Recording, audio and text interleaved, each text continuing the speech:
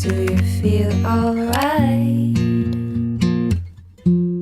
Smiling, hello, hello, my love. Hi everyone, I hope you are having a good day. It is my pleasure to discuss one of the greatest poems of all time. Come with me as we try to unfold the meaning and the beauty behind this amazing literary piece. A poem by Emily Dickinson. There is another sky. I would like to share with you a quote from Melissa McClone. Life takes you to unexpected places, love brings you home. There will always be one point in our lives where we need to leave our home. Maybe it's because of our dreams, for a job, for our education, and for any other reasons. But there is no greater feeling than going back home and reuniting again with your family.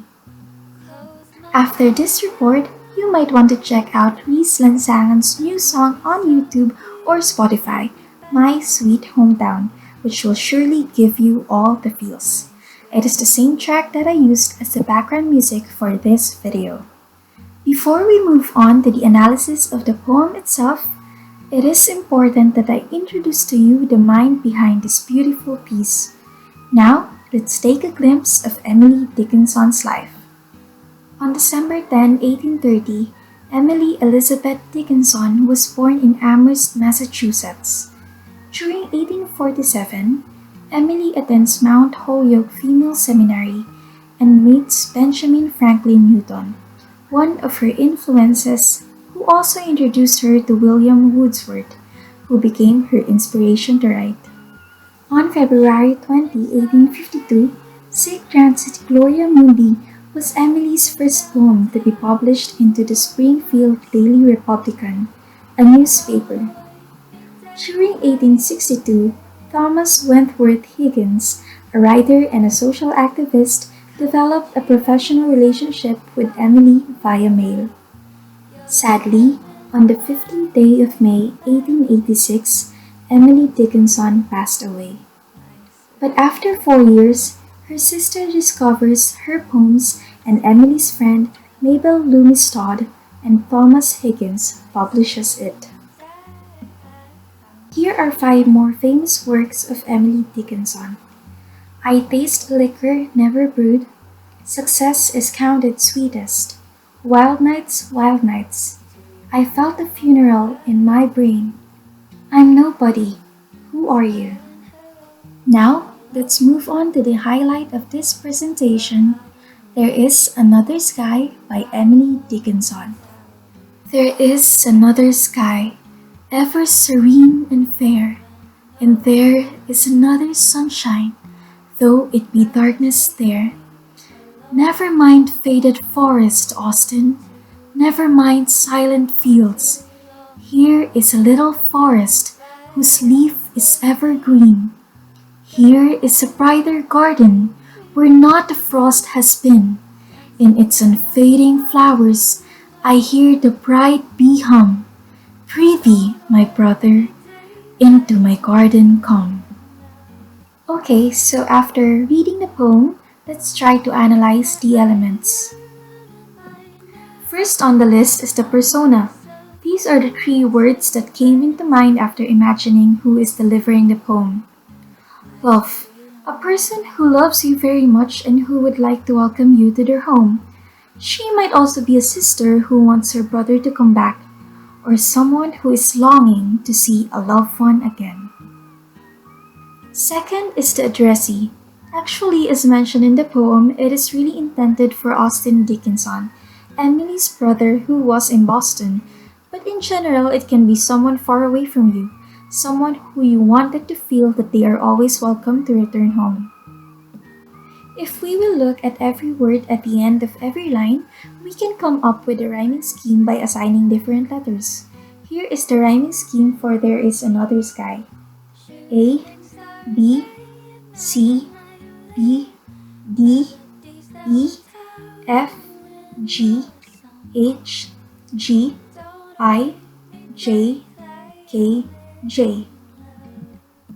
Meter is referred to as the length of the line. In this poem, we have 3 to 5 feet. Some words were repeated in lines 1 and 3. stating there is another sky and there is another sunshine. In lines 5 and 6, never is repeated twice, and here is repeated in lines 7 and 9. Next is imagery and symbolism. Hum is an onomatopoeia related to the bee mentioned in the poem. There are two hyperbole, where not a frost has been and unfading flower. There is no place where not a frost has been and flowers wither and die. For the alliteration, we have faded forest and bright bee. Garden symbolizes home, while there is another sky is a metaphor, because it also means that there is another place for you. Now, we will discuss the dominating idea of the poem, the theme. It is inevitable for things to change. It might look negative at this moment, but sooner or later, you will see it positively and how greatly it changed for the better. There is always another sky, there is hope in the darkness, and you always need to look at the bright side of life. At the end of whatever journey you are going through right now, there is a garden full of flowers where you can run freely, feel loved and appreciated. And that is home. There is truly no place like home. Take me back to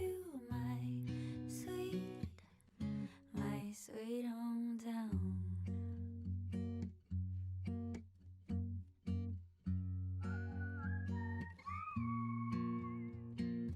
So, for a recap of what is happening in the poem, Emily wants Austin to know that even though there are bad days, there are problems that he is encountering in his daily lives, there will always be another sky.